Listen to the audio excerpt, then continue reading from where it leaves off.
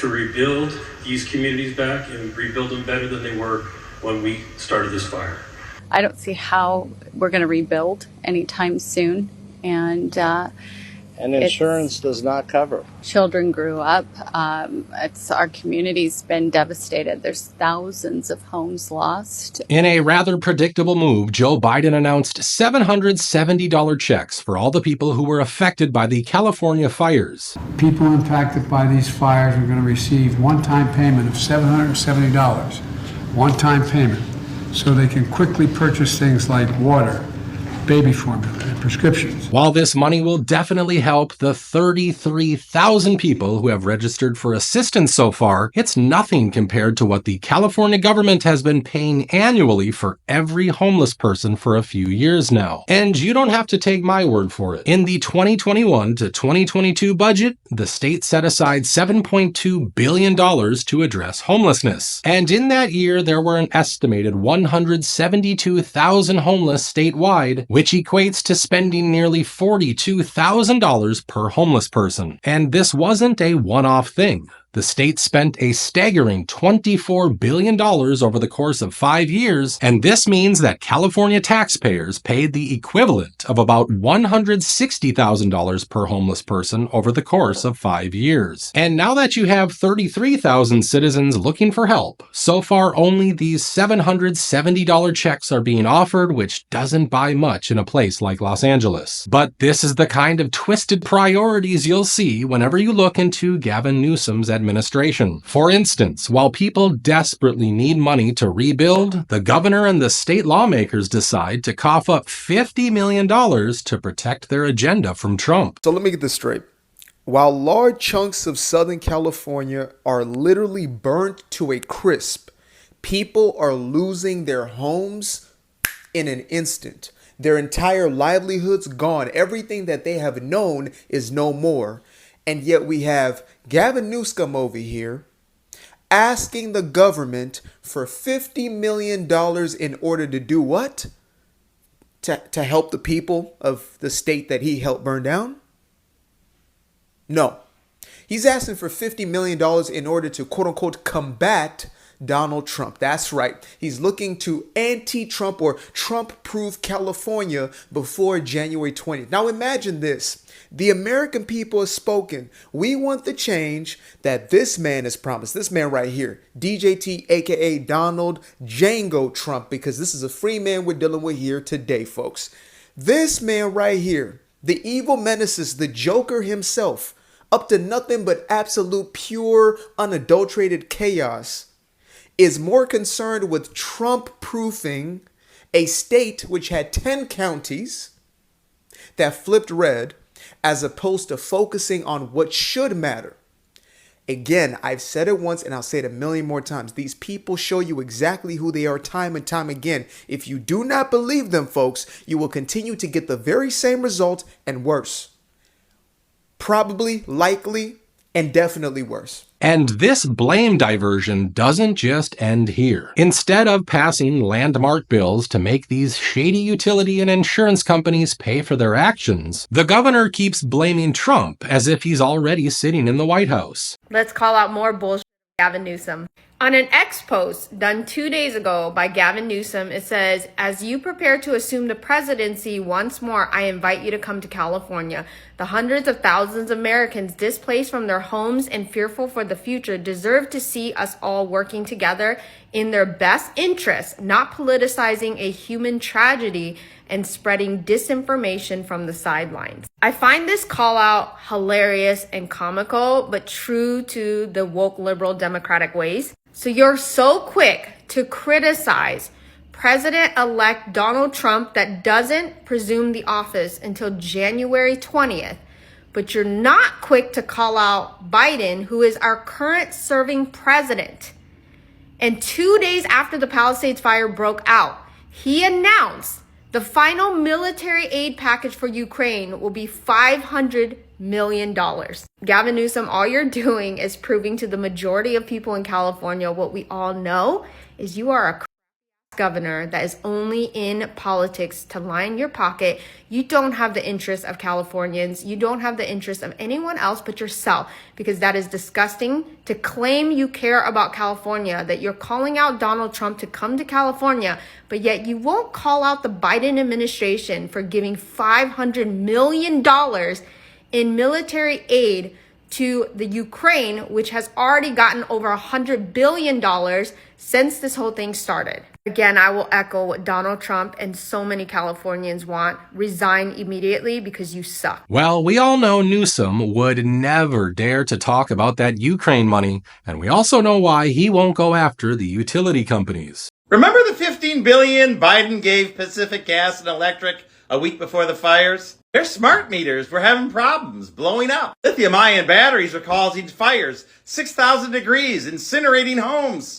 But your governor hired these commissioners at the California Public Utility Commission. And these folk said that they didn't cause the problems. The same commission that said we got to save the Longfin smelt and not your home, publishing a 28-page report how we had to save the fish and let all the water drain into the Pacific and not in the reservoirs. Seems kind of fishy to me. But this is nothing compared to what might be ahead for every single California homeowner. I'm sure by now you've all heard that most insurance companies have been canceling homeowners insurance policies all over the state for years. In fact, between 2020 and 2022, insurance companies declined to renew 2.8 million homeowner policies in the state, according to the most recent data from the California Department of Insurance. That includes 531,000 in Los Angeles County, where fires are currently raging. And when people are not able to insure their homes from these private companies, they turn to the California Fair Plan. Now, this is a state program, but it doesn't have taxpayer support, and it was supposed to be a final resort for people who couldn't get home insurance in the state. But since Newsom failed to end the insane practices of the private insurance companies, the demand for the Fair Plan policies has skyrocketed. Its exposure for dwellings as of September was up 61% to $458 billion from just a year earlier, and triple where it stood only 4 years ago. Now, this has created two huge problems. The first one is that these policies sometimes get canceled without much notice. I can't stop thinking about all the people in Los Angeles without home insurance during this horrific time with the fires. I know firsthand as a homeowner in Los Angeles how difficult it is. Zoe and I purchased a home just over a year ago after insurers had largely pulled out of California. And being that our home is considered especially high risk in the Hollywood Hills, it was extremely difficult to get insurance on our home. We had to shop it around, and when we finally did get insurance, it covers everything except fire.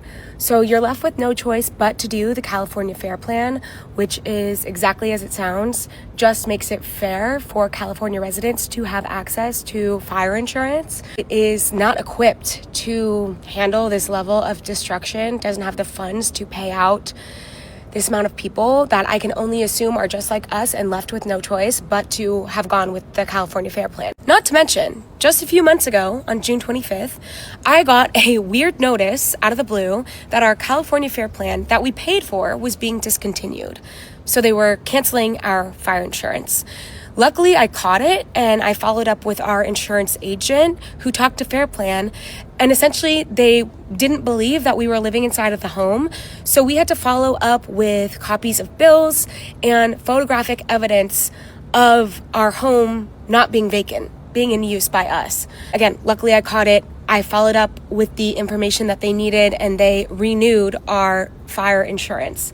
But now I'm just thinking about all of the people who potentially got this same notice, who missed it, who didn't follow up, and whose insurance, fire insurance, was canceled on them, who maybe didn't even know it. So now we're hearing all these stories of people who don't have insurance, and this is why. My heart is just broken for all of those people. We got really close to losing our home with the Sunset Fire, and I have no idea how it would have gone, even though we are covered. It's just such a mess. It's so wrong. And even if you are one of the lucky ones whose policy did not get canceled, The FAIR Plan doesn't even have the liquidity to fulfill all these payouts. In fact, according to the latest reports, the fires and additional commercial exposure at risk in the region point to an insurance industry loss of $25 billion. And of the $25 billion insured loss, $6 billion to $8 billion is expected to fall to the California FAIR Plan, which faces potential insolvency. So we have a government program that will not be able to pay all of its customers on its own. So the question is, who's going to pay? Well, unfortunately, the people of California. Because according to a report released last year, California homeowners could be on the hook for a $1,000 to $3,700 surcharge, or possibly even more in case of a major fire event. So Gavin Newsom and his government knew about this problem for a while, and they did not try to address it. And you're telling me this is just a natural disaster. To me, it sounds pretty similar to what happened to people in North Carolina. Tell you what, Hollywood and Los Angeles, California, they're getting so much airtime on the news. You got reporters actually crying.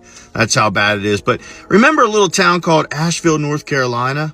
Do we remember that? My favorite is watching Harrison Ford, a multi-billionaire, get into his car and act like he's sad that his mansion's burning down so he can drive in his Mercedes-Benz to his next property. Or the fact in a week we're probably going to see all kinds of promos from these celebrities asking for us to help them. But the real juicy story mainstream media is never going to tell you about is that homeowners in California lost their fire insurance 2 months prior to all this bullshit that's happening right now. Kind of like in the mountains of North Carolina where nobody had flood coverage. Once in a lifetime event from the Bible times happens. You see what's going on here? It's kind of like a plan. And now that the damage has been done and a financial crisis is on the horizon, California banned insurance policy cancellations in LA until 2026. At this point, you're just basically dropping water onto ashes, and I'm not even trying to joke here. Now, in addition to those checks, Biden also said this. So today I'm announcing that the federal government will cover 100% of the cost for 180 days. This is going to pay for things like debris and hazard material removal, temporary shelters, first responders' salaries, and all necessary measures to protect life and property. And this particular bit has made quite a lot of people really mad. I have no words. The Asheville flood versus the California wildfires. If you live in Asheville, this is going to be triggering. In 3, 2, 1. This morning, due to the magnitude of the disaster, I was talking with the governor and he requested if I could increase the federal funding that was authorized under this legislation from 75% to 90%. We're increasing it to 100%. Are you pissed off enough yet? I am not taking anything away from the wildfires that are happening in California right now. For the non-celebrities, this is completely devastating. But the imbalance of support is staggering. Our $750, if you even qualified for it, was a bit of a slap in the face. But then we see multi-millionaires with Malibu homes on the beach getting 6 months of 100% support from the federal government. And frankly, the people of North Carolina should be as fired up as the people in California. Well, he's not wrong. We already know how Joe straight up refused to pay to help the flood victims. Are there any more resources the federal government could be giving them? No, we have pre-planned a significant amount of it, even though they didn't ask for it yet. Hadn't asked for it yet. Even now, thousands upon thousands of families in North Carolina are relying solely on private donors just to get a roof over their heads. And because of this, many good folks are living in tents in this harsh weather. Tents everywhere. Again, tonight in Asheville, it's going to be about 26 degrees. I'm driving through town today, and I thought it might help if I showed some of these tents on the side of the road and the highways.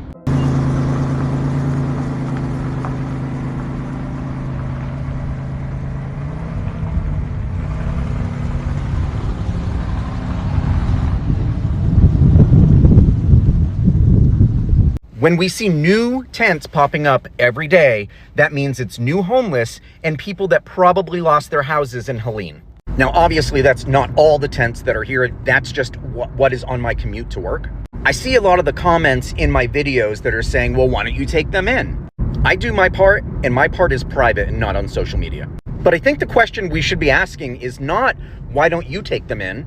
I think the question should be, why is nobody doing anything about the fact that citizens are living in tents in freezing weather? The conversation that I'm trying to elevate is, why is there complacency with homelessness anywhere? We have to turn up the volume on this dialogue. And did you know that FEMA was kicking people out from temporary shelters like hotels while the world was focused on Los Angeles? I mean, just listen to what Matt posted. Can someone anywhere in the North Carolina government that represents the people, please, for the love of God, get FEMA on the phone and extend these hotel vouchers? We are talking to elderly people and women with kids being kicked out of their hotels. What the is happening? For those who don't know, Matt is heavily involved in helping people find suitable shelters, and he was the one to tell people why volunteers and private donors can never fully help so many survivors of the hurricane. A lot of people are offering so much, thank you, but there's no way our little team of 5 people can coordinate 3,000 people somewhere to stay. We need FEMA to extend the vouchers. That is the only thing we need right now. Bang down the doors, make some noise. We need the government to help these people, but unfortunately, Joe Biden is more concerned about helping the rich neighborhoods of Los Angeles. But even Biden can't help Newsom fulfill his LA 2.0 fantasy. The governor is going to need Trump's support in addition to the support of the House and Senate. Now, as for Trump, I don't think he's going to be too keen to help Newsom after he ignored Trump's warnings again and again. We're giving billions and billions of dollars for forest fires in California. There's no reason for those fires to be like they are. They're leaving them dirty.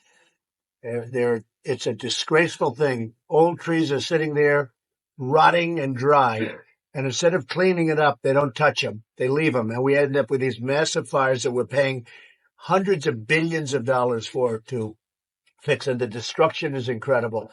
So I think California ought to get their act together and clean up their forests and manage their forests, because it's disgraceful. What's happening should never happen. I go all over the country and I meet with governors. The first thing they say is there's no reason for forest fires like that in California. So I say to the governor or whoever's going to be the governor of California, you better get your act together, because California, we're just not going to continue to pay the kind of money that we're paying because of fires that should never be to the extent. They were telling me in a couple of states, I won't even mention their name, it's like a flash. Some grass will burn. It'll be over in minutes. They'll lose 2 acres, 3 acres at the most. They won't even lose that. And here we are with thousands of acres and billions of dollars every year. It's the same thing every year. And they don't want to clean up their forests because they have environmental problems in cleaning it up. It should be the opposite, because you're going to lose your forests. You're losing them. But it's costing our country hundreds of billions of dollars because of incompetence in California. So the people, I'm speaking now for the people of California, they don't want to see this happen. They're getting destroyed. And it's hurting our budgets. It's hurting our country. And they just better get their act together. House Leader Mike Johnson also made it very clear that any aid package for Los Angeles will have conditions attached to it. I think there should probably be conditions on that date. That's my personal view. We'll see what the consensus is. Are you voting for Biden to California for how to any condition at all? I think we've got to have a serious conversation about that. Obviously, there's been water resources management, forest management mistakes, all sorts of problems. And it does come down to leadership. And it appears to us that state and local leaders were derelict in their duty in many respects. So that's something that has to be factored in. It all means that Newsom might need to borrow money from other sources to follow his 2030 agenda. And now that BlackRock has left the ESG Alliance, I think they might be more than happy to invest in the Smart City LA program. And that's going to do it for today's video. Please be sure to leave your thoughts about this shady insurance situation in the comments below. Do you think that it was done to make it completely impossible to build a house in California? Or do you think the companies left because they knew that Newsom's policies would create a disaster like this one? I'm looking forward to hearing what you guys think. So thank you for watching today's video, and I'll see you in the next one.